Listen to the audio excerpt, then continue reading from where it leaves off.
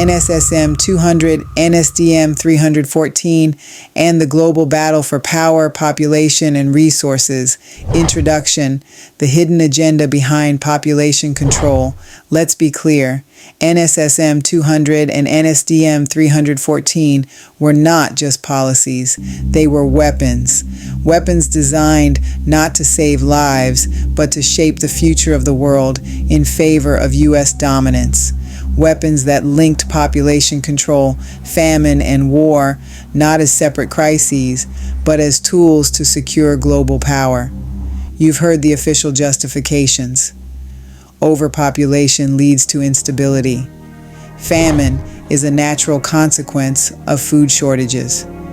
War is an unfortunate but unavoidable result of regional conflicts. But here's what you weren't told. Overpopulation was never the real problem. The real problem was that certain populations, specifically those in resource-rich developing nations, were growing too fast. Famine wasn't just about food shortages. It was about economic manipulation, forcing nations into submission. War wasn't just about security. It was about ensuring instability where it benefited the U.S. most.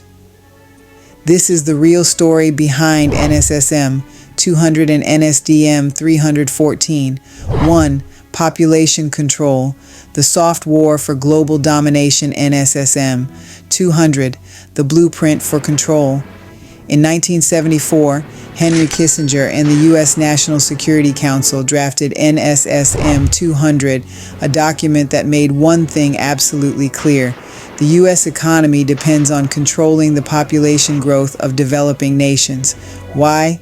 Because too many people in Africa, Latin America, and Asia meant more economic independence, more political resistance to Western influence, more demand for their own resources, and that could not be allowed.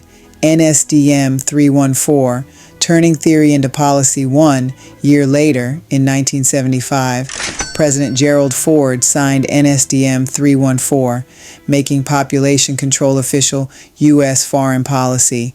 This wasn't about helping nations. It was about forcing them to limit their populations. The tools? USAID funding for mass contraception and sterilization programs. Economic pressure. Countries that refused birth control policies were denied U.S. aid. NGOs were used as Trojan horses, promoting family planning while carrying out deeper geopolitical objectives. But here's the real question. Why wasn't Europe included in this policy? Simple, because Europe wasn't the threat. Europe's population was already shrinking or stagnating. The concern wasn't global overpopulation, it was who was reproducing and where. The goal was to weaken developing nations rich in resources, keeping them dependent, controlled, and easy to manipulate. 2. Famine, the secret weapon of global manipulation. The official explanation: overpopulation causes food shortages. We've heard this argument before. Too many people, not enough food. But is that really true? Let's break it down. The world produces more than enough food to feed everyone. Food shortages are not about scarcity.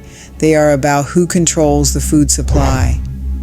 NSSM200 suggested that unchecked population growth could lead to famines, but who controlled the economic policies that created? The economic stranglehold on food entered the World Bank and the IMF. These organizations, heavily influenced by U.S. policy, imposed structural adjustment programs, SAPs, on struggling nations. Governments were forced to cut food subsidies and agricultural funding. Local farmers were driven out of business, replaced by multinational corporations that exported food instead of feeding local populations. This wasn't a natural crisis, this was engineered dependence. Yeah, you heard me right. Famine as leverage, comply or starve. Countries experiencing food shortages were given 2 choices. 1. Accept U.S. food aid, but also accept U.S. imposed economic and political policies. 2. Refuse aid and watch millions starve. Famine wasn't just an accident. It was a tool, a bargaining chip. Food wasn't just food. It was power. 3. War, the ultimate population control mechanism. The official narrative: overpopulation leads to instability and war. NSSM200 warned that large young populations in developing countries could lead to political uprisings, instability, and war. But let's ask the real question: did the U.S. use this threat as an excuse to encourage conflicts that served its own interests? War as a geopolitical tool. Proxy wars in Africa, Latin America, and the Middle East conveniently erupted in resource-rich regions. U.S.-backed military coups often targeted leaders who resisted Western economic influence. The arms industry flourished, ensuring that wars dragged on for decades, keeping nations weak and dependent. Hey, this is Janetta, and you're watching Africa Speaks.